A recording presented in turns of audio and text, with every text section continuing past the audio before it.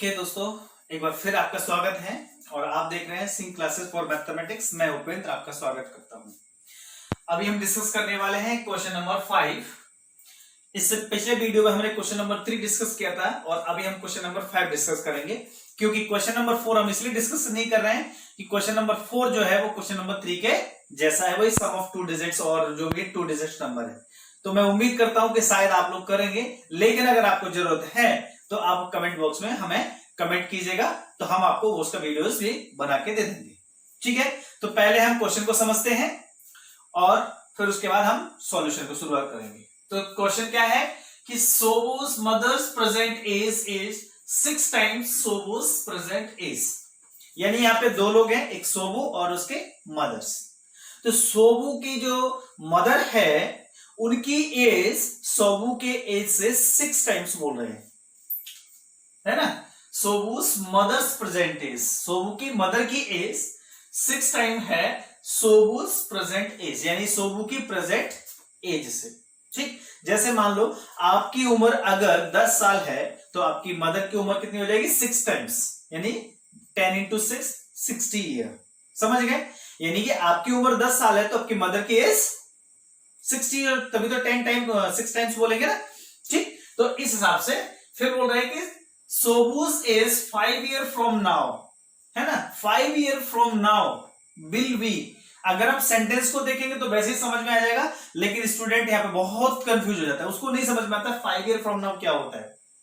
तो 5 year from now ये बोल रहा है कि 5 साल बाद।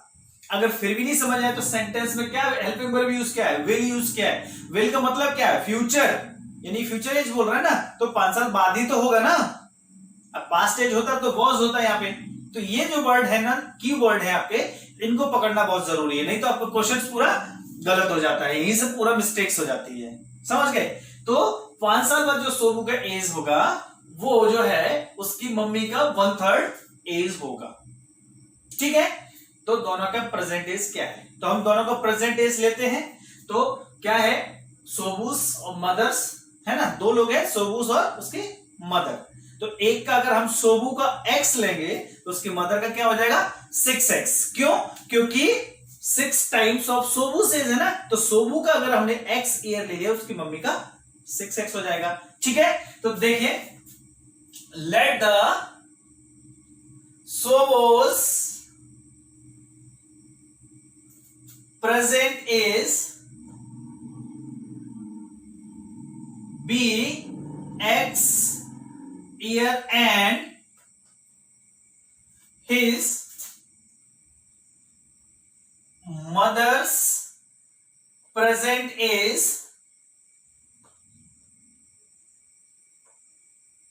be 6x।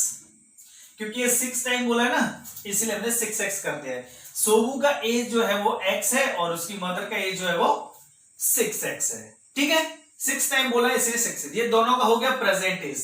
सोबूस present age 6 year and his mother's present age is, है ना, x और 6x। क्लियर है? ये दोनों का हमारा प्रेजेंट एज। अब क्या बोल रहे हैं कि सोबूस एज 5 ईयर फ्रॉम नाउ, यानी 5 साल बाद जो सोबू का एज होगा वो उसकी मदर का एज का 1/3 होगा। तो पहले हम सोबू की एज कितनी होगी 5 साल बाद वो निकालते हैं। तो यहां पे बोलेंगे 5 year from now, 5 year from now, है ना, द एज ऑफ सोबूस विल बी, क्या हो जाएगा? आज अगर x है तो 5 साल बाद कितना होगा? x + 5। अगर आज आपकी उम्र 10 साल है तो 5 साल बाद 15 हो जाएगी, यानी +5 ही तो करेंगे ना। तो x है तो क्या हो जाएगा? +5, यानी कि x + 5। 5 साल बाद सोबू का एज ये होगा, और ये बोल रहे हैं कि 5 साल बाद जो भी एज है सोबू का वो उसकी मदर्स का 1/3 है। समझ में आ गया? यानी x + 5 जो है वो क्या है? उसकी मदर्स की प्रेजेंट एज का 1/3 है। ठीक है, तो अब हम यहां पे ध्यान देंगे अकॉर्डिंग टू क्वेश्चंस।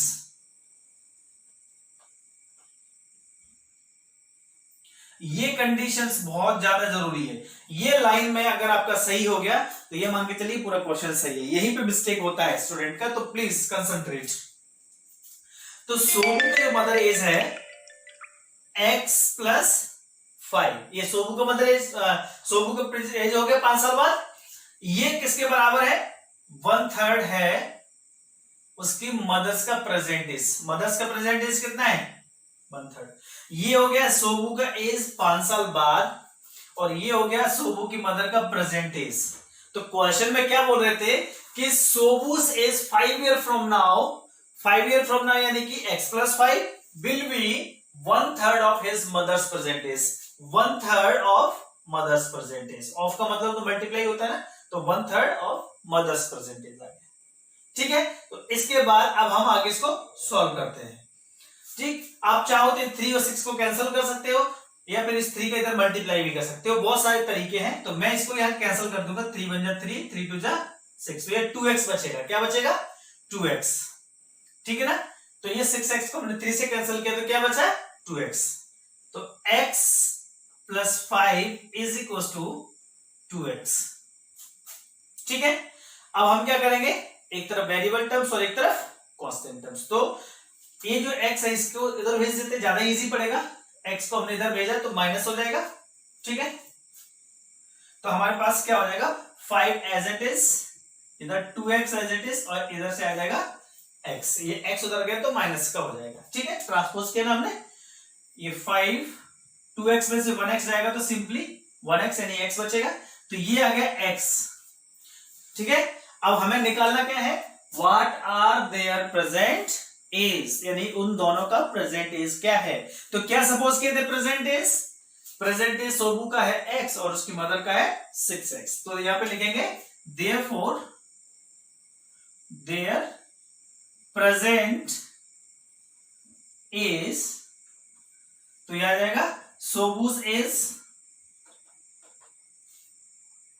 सोबूज एज क्या है? x, और x का वैल्यू कितना निकला? 5, यानी कि 5 ईयर। तो ये हो गया सोबू केस। अब हिज मदर्स प्रेजेंट एज है ना, हिज मदर्स एज वो कितना है? 6x। तो 6 × 5 यानी कि 30 ईयर्स।